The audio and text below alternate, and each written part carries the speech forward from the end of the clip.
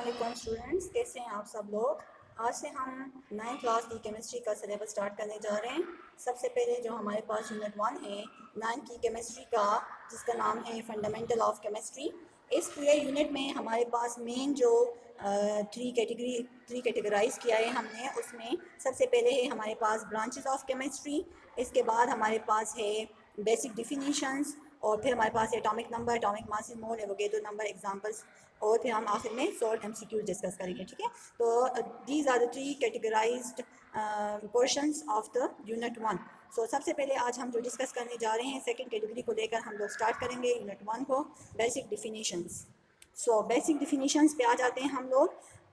Fundamental of chemistry में सबसे पहले हमारे पास कि केमिस्ट्री क्या है। Chemistry is actually study of matter and different ways in which different forms of matter combine with each other. Chemistry क्या है? केमिस्ट्री उस ब्रांच को कहते हैं जिसमें मैटर के different forms, suppose solid, liquid, gases combine होते हैं, एक दूसरे के साथ केमिकल रिएक्शन करते हैं। इस पूरी स्टडी को हम केमिस्ट्री कहते हैं। ठीक है, now further the basic definitions, we have the first definition, that is the substance. Substance actually it is a piece of matter in the pure form. अगर मैटर के एक छोटे से पीस को हम लोग लेकर डिस्कस करें प्योर फॉर्म में, तो उसको हम सब्सटेंस बोलेंगे। सपोज हमारे पास लिक्विड फॉर्म में जो मैटर की एग्जांपल है वो है वाटर, तो प्योर वाटर को हम लोग अगर डिस्कस करेंगे तो इसका मतलब है कि हम एक सब्सटेंस को डिस्कस कर रहे हैं रिगार्डलेस ऑफ द सोर्सेज। इस चीज़ पर डिपेंड नहीं करता कि वाटर हमने कहाँ से लिया है, किसी कुएँ से लिया है, रिवर से लिया है, या सी से लिया है, ओशन से लिया है, कहाँ से हमने लिया है। ठीक है, लेकिन बस वो सब्सटेंस ही होगा। The next definition is matter. Anything that has mass and occupies spaces is known as matter. कोई भी चीज़ पूरी यूनिवर्स में कोई भी चीज़ जिसका मास हो और जो वॉल्यूम ऑक्यूपाई करे उसको हम बोलते हैं मैटर। सपोज ये एक पेन है, इसको मैं इधर रखती हूँ तो इसने एक खास वॉल्यूम ऑक्यूपाई किया है और इसका एक खास मास भी है, तो दिस इज मैटर। ठीक है, okay, now further we have 2 category of matter. The first one is mixture and the second one is pure substance. Mixture has 2 type of mixture, heterogeneous and homogeneous, and pure substance जिसकी हम पहले definition देख चुके हैं, उसकी further 2 types है, element and compounds. Now what is element? Element as we know that it is a type of pure substance। तो हम इसकी definition में स्टार से लिखेंगे कि it is a pure substance, लेकिन किस type का pure substance है? वो pure substance है which cannot split into other pure substance, जिसको हम मजीद स्प्लिट नहीं कर सकते। जिस तरह हम एटम के बारे में पढ़ते हैं कि एटम जो है वो इंडिविजिबल पार्ट है। ठीक है, तो इसी तरह जो एलिमेंट है वो सब्सटेंस का वो प्योर सब्सटेंस है जिसको हम मजीद स्प्लिट या मजीद ब्रेक नहीं कर सकते। इसमें हम एग्जांपल लेते हैं, सपोज हम लोग gold, silver, carbon, boron, calcium, magnesium. Suppose gold का हम एक पीस लेते हैं, सिल्वर का पीस लेते हैं, अगर हम उसको छोटे छोटे टुकड़ों में डिवाइड भी क्यों ना कर लें, लेकिन वो गोल्ड ही रहेगा। ठीक है, उसका एक सिंबल होता है, इसकी अपनी प्रॉपर्टीज होती हैं, तो इसका मजीद ब्रेक नहीं कर सकते। Okay, the next one is compound. अब कंपाउंड क्या है? कंपाउंड भी प्योर सब्सटेंस है, लेकिन कंपाउंड जो है वो एलिमेंट से किस तरह चेंज है। Pure substance pure substance which consists of 2 or more than 2 different types of elements combined chemically by fixed mass ratio। Compound और एलिमेंट में ये फ़र्क है कि एलिमेंट जो है इसको हम मज़ीद सिंपल नहीं कर सकते, लेकिन कंपाउंड जो है ये एक से ज़्यादा एलिमेंट के कम्बिनेशन से बना होता है और ये एलिमेंट आपस में फिक्स्ड मास रेशो से जुड़े होते हैं। सपोज सोडियम क्लोराइड है, टेबल साल्ट है, इसमें 1 सोडियम है, 1 क्लोराइड है। ये टेबल साल्ट जहाँ भी होगा, सोडियम क्लोराइड हम जहाँ से भी लेंगे उसका यही फार्मूला होगा। उसमें कहीं भी आप लोग ये नहीं देखेंगे कि Na2Cl2 या NaCl2, नहीं, NaCl। and sodium sulfate, calcium chloride, water, etc. Okay, the next definition is mixture. Mixture actually क्या है? Mixture is made up of more substances which are not chemically combined.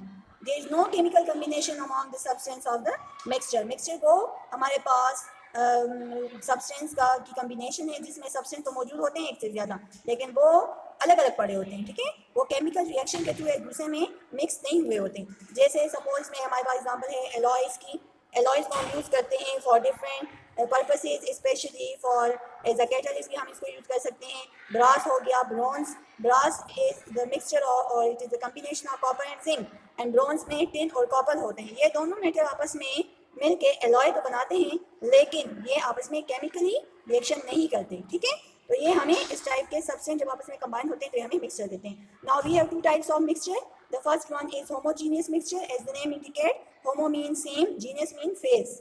So homogeneous mixture हम उस mixture को बोलते हैं जिसमें दो substance जिसमें आपस में कंबाइन होना होता है वो आपस में ऐसे पड़े होते हैं, केमिकल अगर रिएक्शन नहीं भी होता उनके दरमियान, लेकिन वो देखने में बिल्कुल एक फेज में मालूम होते हैं. सपोज जैसे हम सोडियम क्लोराइड को अगर वाटर में डिजोल्व करें तो उससे जो मिक्सचर आता है उसको जब आप देखोगे तो पानी में सोडियम क्लोराइड कहीं भी नज़र नहीं आता आपको. या आप शुगर डाल दें वाटर में, उससे जो मिक्सचर आता है, या आप कोई कलर डाल दें, जैसे हम कुकिंग वगैरह में बिरयानी वगैरह का जो कलर होता है, या कहीं पे भी कोई भी कपड़ों का जो डाई होता है उसको आप वाटर में डिसॉल्व करें तो पूरे वाटर में वो वही कलर होता है. जिस तरह आप नील देते हैं पानी को, सब कपड़ों को, तो नील को आप पानी में डालें तो पूरे पानी में नील का कलर ब्लू कलर ही आपको नजर आएगा. तो ये हमारे पास मिक्सचर है, लेकिन एक खास किस्म की मिक्सचर है जिसको हम होमोजीनियस बोलते हैं. ठीक है. हीटरोजीनियस क्या है? Heterogeneous as the name indicate, hetero mean different, genius mean phase. इसमें जो मिक्सचर होता है वो देख के भी आपको लगता है कि इसके जो दोनों कंपोनेंट हैं मिक्सचर के वो अलग अलग पड़े हुए हैं. जैसे प्लेट में सलाद होता है, हम लोग सलाद काटते हैं, उसमें हम प्याज, टमाटर, खीरा सब कुछ डालते हैं, सारी चीज़ें, क्यूकम्बर, कैरेट, सब कुछ आप लोग उसमें डालते हैं, लेकिन वो अलग अलग प्लेट में पड़े होते हैं. ठीक है. इसी तरीके से अगर आप पानी में सैंड डालें, वाटर में आप सैंड को डिसॉल्व करें तो आप देखेंगे कि बॉटल में या ग्लास में जिसमें भी आप पानी लेते हैं, वाटर लेते हैं, उसके नीचे सैंड आपको नजर आएगा, वो उसमें डिसॉल्व नहीं हुआ होगा. So this is the example of heterogeneous mixture.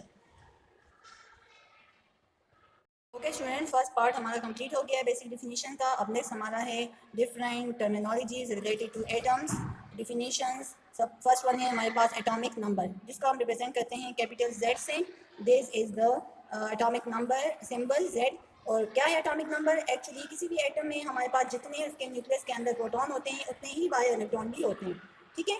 तो हमारे पास जो नंबर ऑफ प्रोटॉन है असल में, या नंबर ऑफ इलेक्ट्रॉन जो हमारे पास हैं, उसको हम बोलते हैं एटॉमिक नंबर. फॉर एग्जांपल हमारे पास हाइड्रोजन है जिसका एटॉमिक नंबर 1 है, तो इस 1 का मतलब है कि इसके एटम में एक ही प्रोटॉन होगा और एक ही इलेक्ट्रॉन होगा.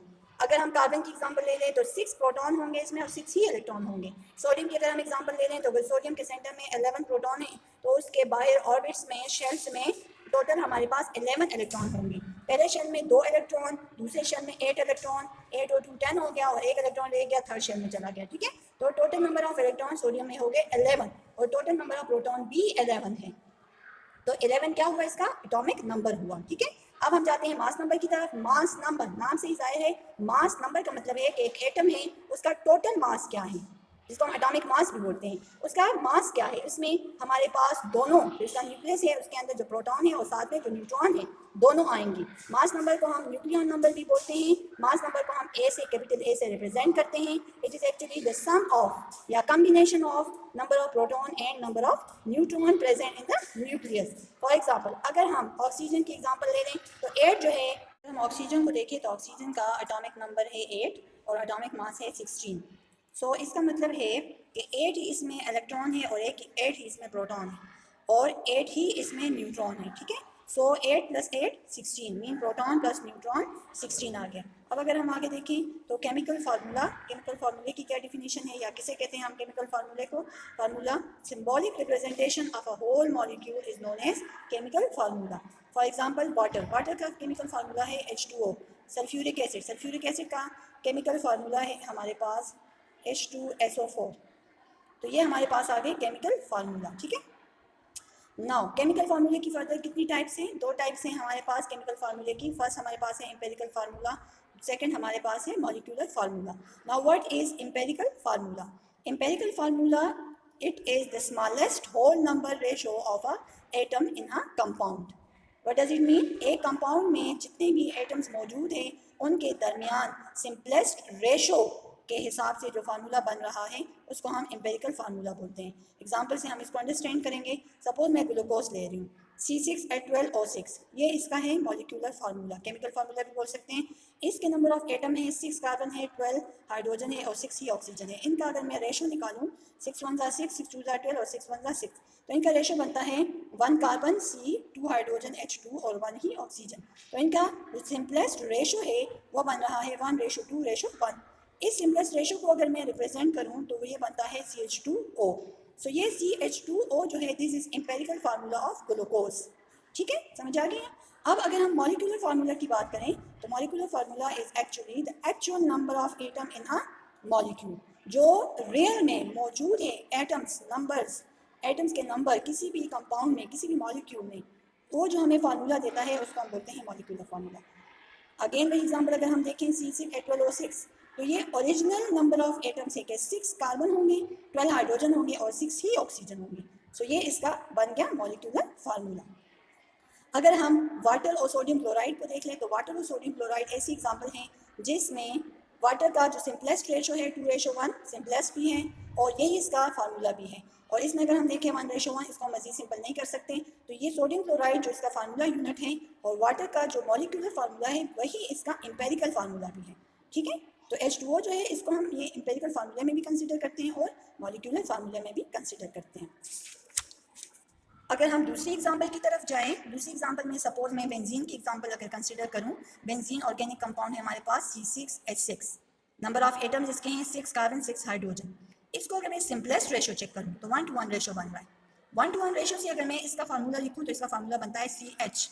तो ये जो सिंपलेस्ट रेशो वाला फार्मूला है ये इसका फार्मूला बन गया एम्पेरिकल फार्मूला। ठीक है, और ये जो ओरिजिनल नंबर ऑफ एटम्स हैं कि हकीकत में बेंजीन में 6 कार्बन 6 हाइड्रोजन होते हैं, तो ये इसका है मॉलिक्यूलर फार्मूला। क्लियर हो गया? ओके, अब दूसरा टर्म एक आ जाता है हमारे पास फार्मूला यूनिट का। हमारे पास जितने भी आयोनिक साल्ट हैं, sodium chloride, potassium chloride, lithium chloride, ये एक्चुअली एग्जिस्ट करती हैं in the form of lattice. अब लेटिस हम किसे बोलते हैं? लेटिस को आप कंसिडर करें जैसे एक गुच्छा सा होता है, एक ही कंपाउंड या एक ही मॉलिक्यूल के फॉर्म में एग्जिस्ट नहीं करते बल्कि it will exist in the form of crystal lettuce.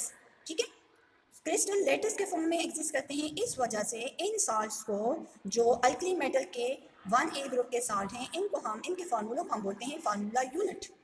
ठीक है, और इनके मॉलिक्यूलर मास को हम फिर बोलते हैं formula mass. So this is the related to the molecular formula example. अब हमारा जो हाफ चैप्टर है उसको हम डिस्कस करेंगे नेक्स्ट वीडियो में। सो यहाँ तक हमारा फर्स्ट यूनिट 1 का 9th क्लास केमिस्ट्री का यूनिट 1 का हाफ चैप्टर कंप्लीट हो गया। ओके, नेक्स्ट वीडियो के लिए अल्लाह हाफिज़।